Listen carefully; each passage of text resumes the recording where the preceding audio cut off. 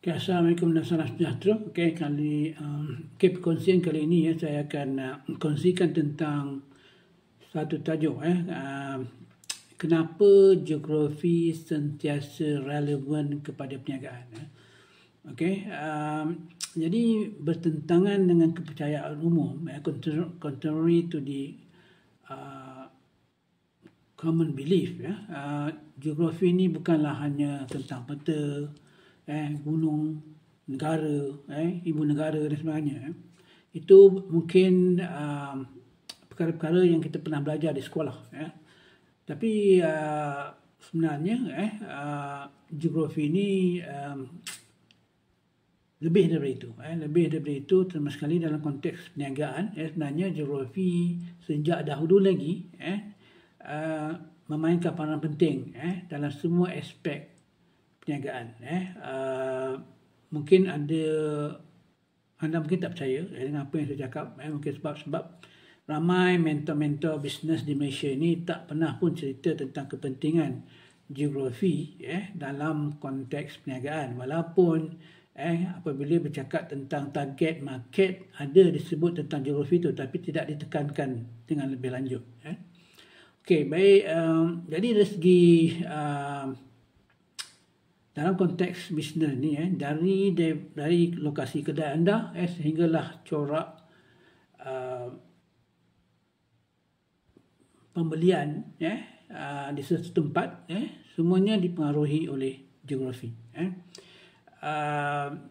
Dan malahan dalam dunia sekarang ni, mungkin oleh kerana sekarang ni semuanya bentuk digital, media sosial dan sebagainya, mungkin ramai beranggapan geografi sudah tidak relevan. Hakikatnya geografi tetap relevan, malah lebih penting pada masa kini. Nanti saya akan sebut kenapa. Sebab kalau kita lihat, semua bisnes melibatkan dua pihak, iaitu penjual dan pembeli. Kedua-dua pihak ini pasti terikat dengan lokasi geografi. Jadi biasanya sesuatu produk itu akan dihasilkan di gudang, di satu tempat yang tertentu. Supply untuk menghasilkan produk itu juga diperolehi di tempat lain, ataupun yang again terikat dengan lokasi geografi. Dan of course customer ataupun bakal customer berada di satu tempat. Mereka pasti tinggal di satu tempat. Dan di mana mereka tinggal itu mungkin mempengaruhi bagaimana mereka membeli, apa yang mereka perlukan dan sebagainya. Okay, baiklah, tadi dalam perkongsian ini kita akan meneroka dengan lebih dalam kenapa geografi itu adalah elemen penting sebenarnya, elemen penting dalam kejayaan perniagaan. Mungkin ada yang beranggapan bahawa selama ni tak ada orang bercerita pasal geografi dalam bisnes, masih ramai yang berjaya. Of course. Tapi sebab mungkin dengan adanya geografi, mereka lebih mudah untuk berjaya ataupun lebih cepat untuk berjaya. Kita tak tahu. Of course, ramai juga yang tak berjaya. Kenapa?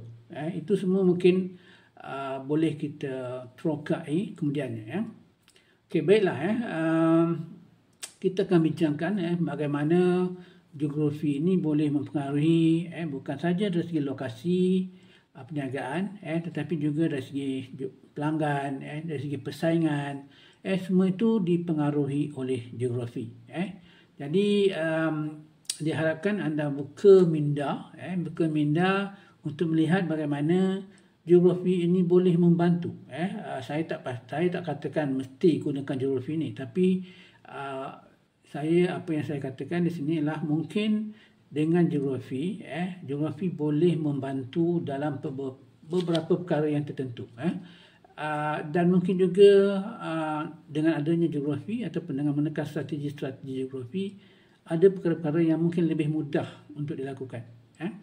Okey, kita akan melihat beberapa fakta. Yang pertama ialah geografi mempengaruhi permintaan pasaran dan juga perilaku pelanggan.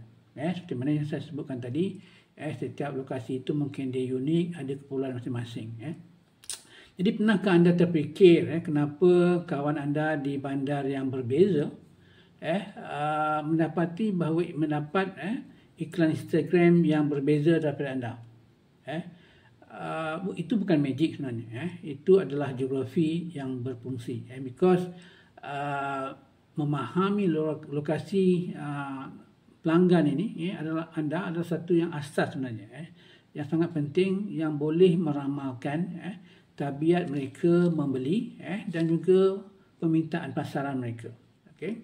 Jadi bagaimana geografi ini mempengaruhi perilaku pelanggan? Satu ialah dari segi sebenarnya yang saya sebutkan tadi, setiap lokasi itu atau setiap tempat itu unik, ada keperluan masing-masing. Ciri-ciri penduduk mereka berbeza. Dari segi tahap ekonomi, dari segi tahap pendidikan, dari segi komposisi bangsa, dari segi komposisi umur, semuanya berbeza. Jadi mungkin selera orang yang tinggal di Kota Baru, Kelantan tak sama dengan orang selera mereka yang tinggal di KL contohnya, ataupun dari segi kemampuan membeli juga berbeza. Dan keperluan mereka juga berbeza. Jadi tempat di mana mereka tinggal itu mungkin boleh mempengaruhi apa yang mereka perlukan, dan dari segi kemampuan mereka untuk membeli. Yang kedua, ini bagi yang lebih besar, dalam konteks yang lebih besar, cuaca juga sebenarnya memainkan peranan, ataupun iklim memainkan peranan dalam menentukan produk yang mereka perlukan. Of course, di tempat-tempat yang mempunyai musim sejuk, contohnya mereka memerlukan produk-produk yang berkaitan atau yang diperlukan bersesuaian dengan musim sejuk tersebut. Begitu juga di Malaysia contohnya, kita sentiasa panas, kadang-kadang hujan.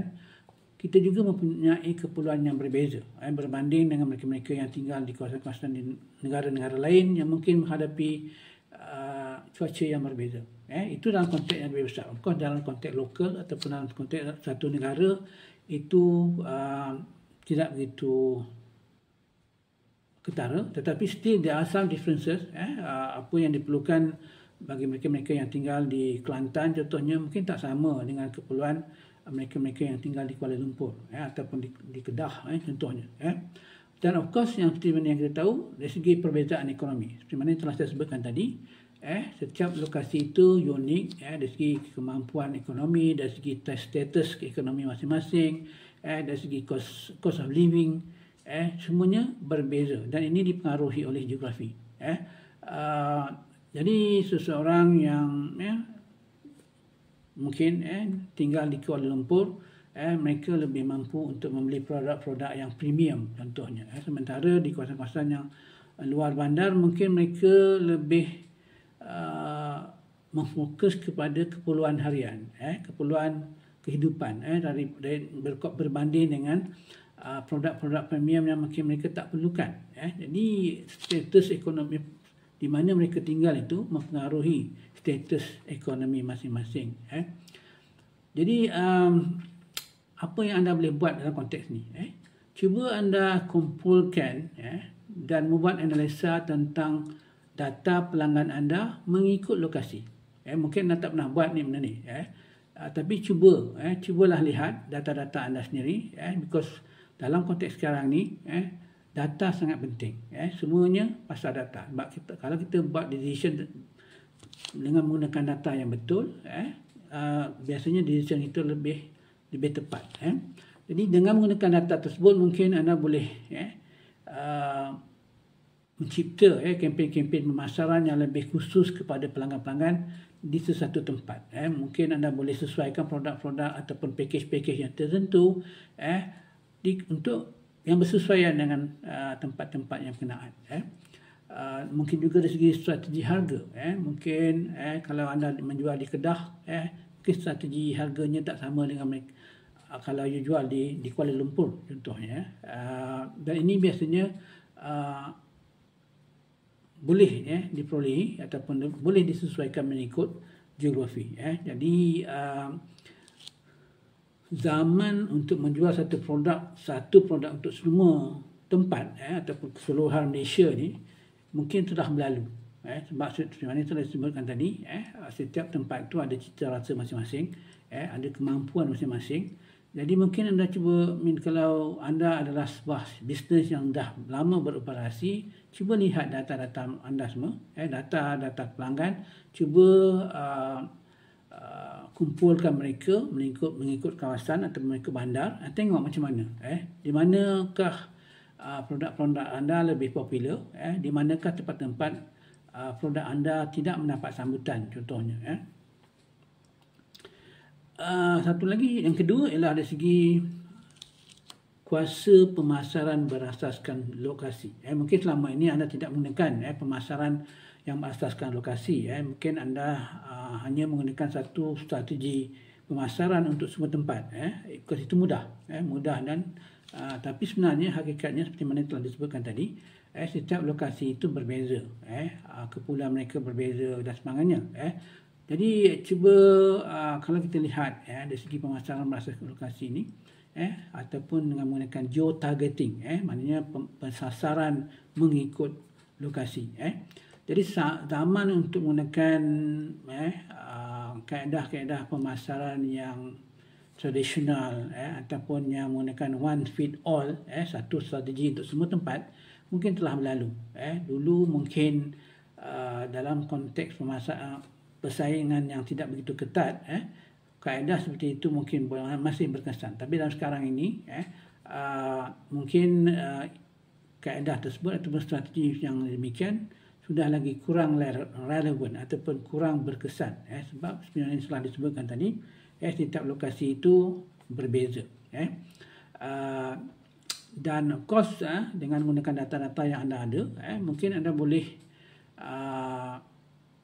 membuat kempen-kempen pemasaran yang lebih relevan, yang lebih contohnya anda boleh menggunakan mesej-mesej yang lebih tepat, pada masa yang tepat kepada individu ataupun pelanggan-pelanggan yang relevan, yang bersesuaian. Okey, jadi bagaimana boleh anda semua menggunakan pemasaran berasaskan lokasi ini? Satu ialah bagi mereka-mereka yang mempunyai lokasi fizikal ataupun local businesses, salah satu kaedah yang boleh digunakan ialah dengan menggunakan geofencing. Geofencing adalah satu teknologi yang mana anda boleh hantar mesej kepada mereka dalam lingkungan jarak yang tertentu daripada premis anda. Contohnya mungkin seorang pemilik kedai kopi boleh menghantar diskaun khas kepada telefon pelanggan mereka yang melintasi premis mereka ataupun yang berhampiran dengan premis ataupun kedai mereka.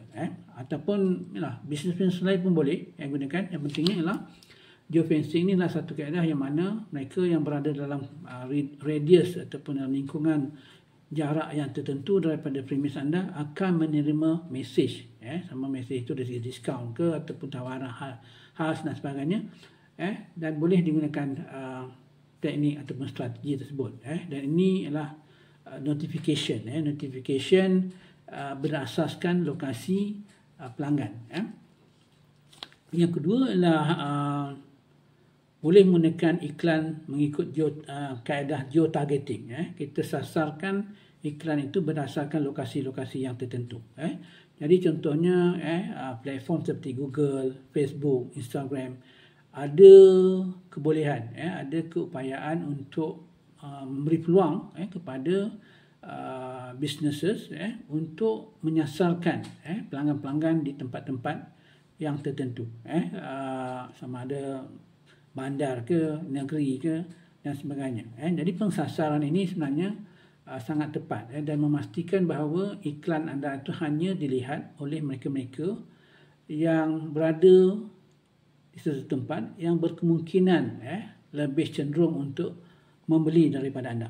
Jadi seperti mana yang saya sebutkan tadi, kalau anda sudah ada customer database, gunakan customer database itu untuk melihat dari manakah pelanggan-pelanggan anda datang dan cuba sasarkan di tempat-tempat tersebut. Ini sangat penting bagi mereka-mereka yang menggunakan iklan berbayar, supaya iklan itu lebih tersasar kepada bakal pelanggan yang relevan kepada produk-produk yang anda jual. Jadi mungkin anda boleh gunakan seperti mana saya sebutkan tadi, kaedah geofencing ataupun menggunakan geotargeting dalam kempen-kempen pemasaran seterusnya. Nanti mungkin selepas ini anda boleh cuba sasarkan iklan-iklan pemasaran anda kepada tempat-tempat yang tertentu dan tengok macam mana kesannya dari segi kos dan juga dari segi keberkesanan untuk mendapatkan jualan ataupun pelanggan. Yang ketiga adalah pemetaan pesaing. Setiap bisnes ada pesaing, especially local businesses. Bisnes yang mempunyai lokasi fizikal, restoran, kedai dobi, kedai putih rambut, car wash, dan sebagainya, yang akan terikat dengan lokasi. Okay? Jadi geografi ini bukan sahaja membantu dalam memahami di mana pelanggan anda berada, tapi ia juga boleh membantu anda untuk melihat pesaing, di mana pesaing-pesaing anda di satu tempat itu. Jadi of course dengan mengetahui tentang pesaing ini, anda juga mungkin boleh tahu sama ada tempat itu sudah tepu dengan, kalau ramai sangat pesaing, of course pesaing ini bagus, because kadang-kadang maklumat pesaing ini juga boleh menentukan peluang, tetapi sebaliknya terlalu ramai pesaing juga tidak bagus, dan kerana itu akan menyebabkan ketepuan dari segi pasaran dan juga permintaan. Dan of course kenapa pentingnya kita memetakan pesaing ini, of course adalah dari segi ketepuan ketepuan pasaran, terutama sekali kalau anda nak buka restoran dan sebagainya. Anda kalau boleh, mungkin anda tidak mahu meletakkan restoran anda bersebelahan dengan satu restoran lain yang mungkin dah established. Mungkin lebih relevan kalau anda meletakkan restoran itu di tempat yang boleh membantu foot traffic. Foot traffic maknanya pejalan kaki. Supaya mungkin apabila bakal pelanggan ini melalui kawasan-kawasan tersebut, mereka akan singgah di restoran anda contohnya.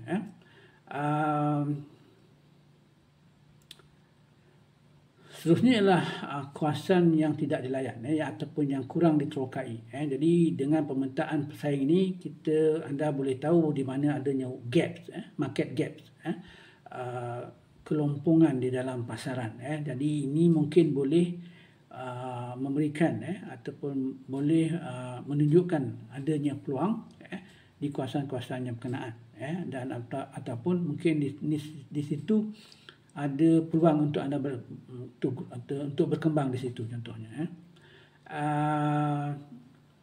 Jadi of course bagaimana anda boleh laksanakan ini? Of course contoh salah satu daripadanya adalah Google Maps. Di Google Maps itu ada banyak maklumat.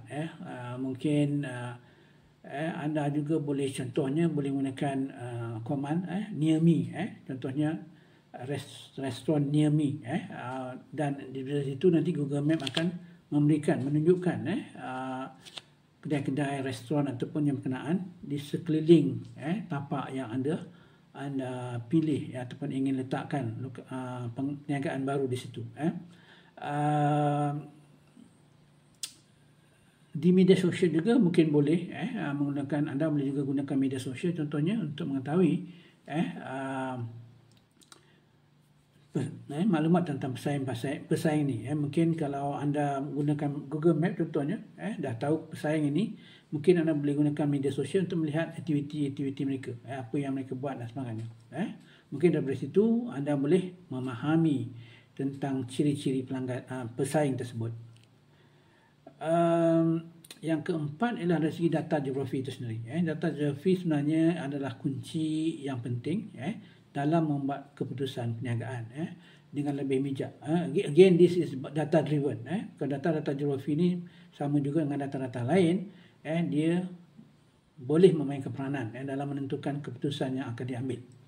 Okay, sebenarnya anda tak perlulah menjadi ahli geografi untuk menggunakan data geografi. Seperti mana yang saya sebutkan tadi, mungkin anda boleh lihat data anda dan mungkin boleh kumpulkan pelanggan-pelanggan anda mengikut lokasi, ataupun anda boleh menggunakan Google Map untuk memetakan taburan-taburan geografi pelanggan-pelanggan anda. Jadi daripada situ nanti anda akan boleh melihat di manakah tempat-tempat, di mana tumpuan-tumpuan pelanggan anda, di manakah tempat-tempat yang mungkin anda belum ada lagi pelanggan.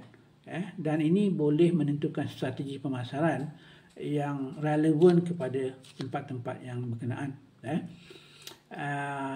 Contohnya data geografi juga boleh kita gunakan untuk melihat pola trafik. Kalau contohnya untuk local businesses, mereka-mereka yang ada lokasi fizikal, kedai contohnya, of course perniagaan jenis ini sangat bergantung kepada trafik berjalan kaki. Jadi di mana, kalau anda tahu di mana dan bila ramai orang yang berada di satu tempat tu, ini boleh membantu anda untuk merancang bagaimana waktu pengoperasi, apa produk-produk yang boleh anda tawarkan dan sebagainya. Okay? Dan of course bagi anda yang menjual produk-produk di luar, mungkin ramalan cuaca juga penting. Terutama sekali produk-produk yang mungkin kalau itu musim hujan contohnya, mungkin anda boleh gunakan data-data ini untuk menawarkan produk-produk yang bersesuaian. In fact, kalau anda buat pasar malam pun, ramalan cuaca ni penting sebenarnya. Jadi anda bolehlah menggunakan kaedah-kaedah ataupun alat-alat yang sesuai untuk tujuan tersebut. Di mana yang telah saya sebutkan tadi, salah satu daripadanya ialah anda boleh petakan dengan menggunakan Google Map, anda boleh petakan taburan geografi pelanggan-pelanggan anda, dan daripada situ anda bolehlah membuat berbagai keputusan perniagaan yang relevan. Okay? Dan of course yang kelima adalah dari segi pemilihan lokasi. Seperti mana yang pemilihan lokasi kedai, sama ada kedai baru ataupun kedai tambahan. Dan of course kita selalu dengar tentang location yang sebenarnya satu tagline yang selalu digunakan dalam real estate lah. Untuk tujuan property, location ini sangat penting. Dan ini matra-matra lama ini dah penting, of course, bagi perniagaan runcit yang ada premis kedai, dan masih lagi relevan sehingga kini. Sama ada anda membuka kedai fizikal ataupun mendirikan gudang-gudang, pemilihan lokasi geografi ini sangat-sangat penting. Because biasanya apabila anda telah set up satu kedai di satu lokasi, sangat tukar untuk berpindah ke tempat lain. Ada kosnya, contohnya kos renovation dan sebagainya. Jadi setelah anda menetapkan satu location itu, it's very difficult for you to move to other place, because dia melibatkan kos. Jadi that's why pemilihan lokasi geografi ini sangat-sangat penting untuk bisnes-bisnes yang memang yang terikat dengan lokasi. Jadi apa di antara ciri-ciri lokasi yang baik? Of course, yang pertama, dia dekat dengan pasaran sasaran, dia dekat dengan ia punya target market. Jadi seperti mana yang kita tahu, target market itu sangat penting. Jadi berdekatan dengan bakal-bakal pelanggan ini akan memberikan satu kelebihan kepada anda. Contohnya kalau anda menjual produk bayi, of course kawasan-kawasan yang ramai orang muda ataupun family-family yang baru berkahwin dan sebagainya, ini boleh memberikan permintaan yang tinggi kepada produk anda. And then dari segi accessibility, pastikan location anda itu mudah diakses oleh pelanggan.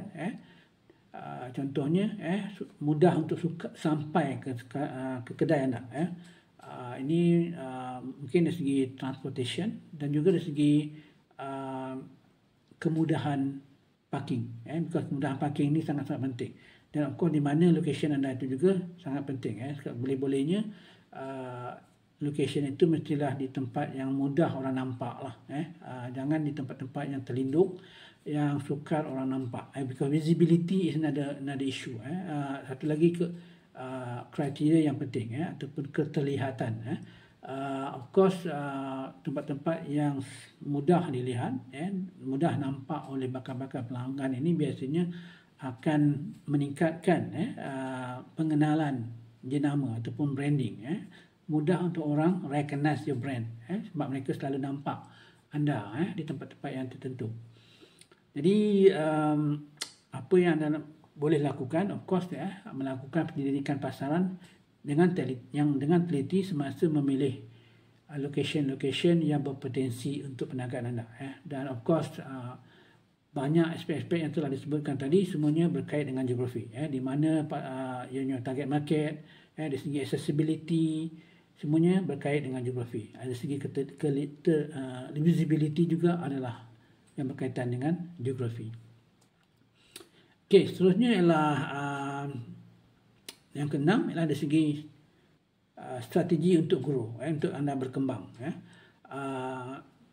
Di sini juga geografi boleh memainkan peranan, because di mana anda ingin grow ataupun berkembang, sangat dipengaruhi oleh geografi, of course, especially di mana yang saya sebutkan tadi, local businesses, bisnes yang terikat dengan lokasi-lokasi yang tertentu. Jadi begitu juga dengan mereka-mereka yang beroperasi secara online. Because walaupun anda online, online ni cuma cara pemasaran sahaja, tapi still your produk, mereka-mereka yang akan membeli produk anda bergantung kepada di mana mereka tinggal. Ini adalah elemen geografi. Elemen geografi, dan seperti mana yang saya sebutkan tadi, setiap location itu unik dan keperluan mereka berbeza, kemampuan mereka membeli berbeza.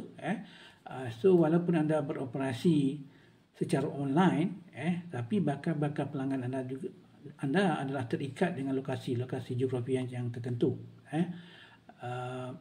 Okey, jadi bagaimana geografi boleh membantu anda dalam proses growing, to grow your business. Of course dari segi demografi, ciri-ciri penduduk sesuatu kawasan itu boleh menentukan keperluan produk dan juga keperluan perkhidmatan yang mereka perlukan. Dari segi logistik contohnya, dari segi rantaian bekalan anda, di mana anda nak pilih lokasi gudang, ataupun di mana anda nak pilih dari mana datangnya supplier anda, juga sebenarnya sangat dipengaruhi oleh geografi. Of course, kalau boleh anda ingin supplier anda dekat dengan bakal pelanggan, because cost penghantaran, dan of course juga ada tempat-tempat yang susah untuk dihubungi. Ini juga sebenarnya mempengaruhi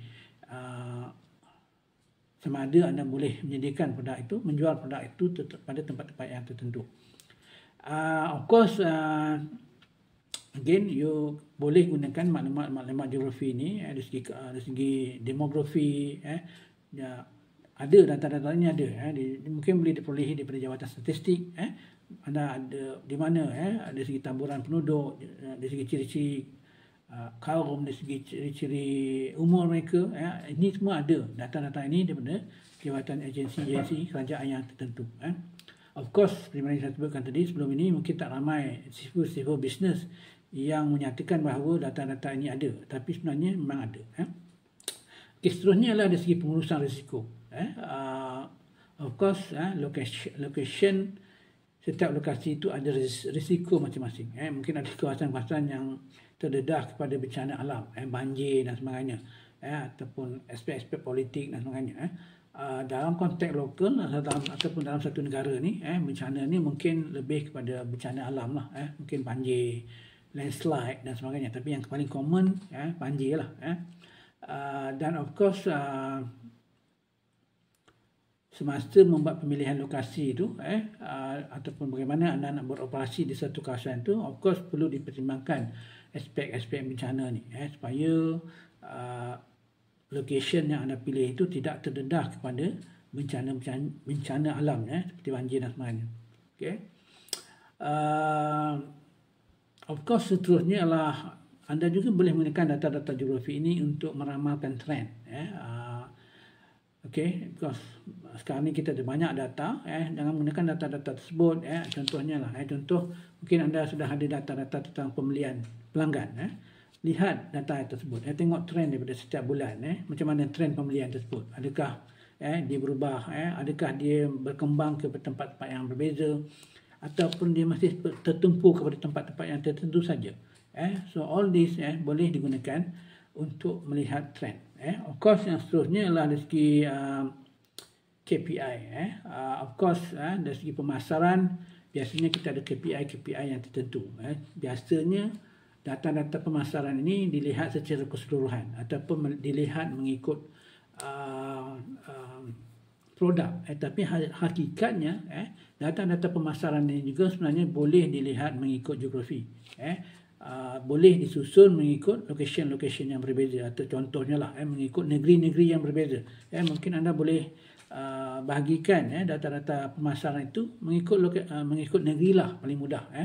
Tengok macam mana di negeri ini macam mana, negeri ini macam mana dan sebagainya, dan apakah mereka berbeza dan sebagainya. Ataupun mungkin ada di negeri-negeri yang tertentu produk anda tidak begitu diterima, tidak mendapat sambutan yang bagus. Jadi ini semua sebenarnya boleh digunakan ataupun geografi boleh memainkan peranan supaya anda boleh mensasarkan pemasaran, dari penjualan, dari segi tim sale contohnya. Mungkin sekarang ini anda mempunyai tim sale tapi hanya dibagikan mengikut tim, kumpulan, dan dia tidak dibagikan mengikut kawasan contohnya. Jadi tim sale juga sebenarnya boleh diagihkan mengikut kawasan supaya mudah untuk memantau perkembangan ataupun progres mereka. Okay, jadi itu sedikit perkongsian tentang kenapa geografi sentiasa relevan kepada perniagaan. Jadi diharapkan anda buka minda, janganlah menganggapkan bahawa geografi ini hanya tentang subjek sekolah, tentang peta, tentang tempat, nama-nama tempat, tentang kawasan terbesar sana, terbesar di sini, ibu negara. Tapi hakikatnya geografi, especially di negara-negara yang maju, di luar negara sana, sangat-sangat relevan dan sangat digunakan di dalam konteks perniagaan. Dan saya harap usahawan-usahawan di Malaysia juga buka minda, cuba fahami, cuba dalami ilmu geografi ini, ilmu geografi perniagaan ini supaya anda boleh gunakan.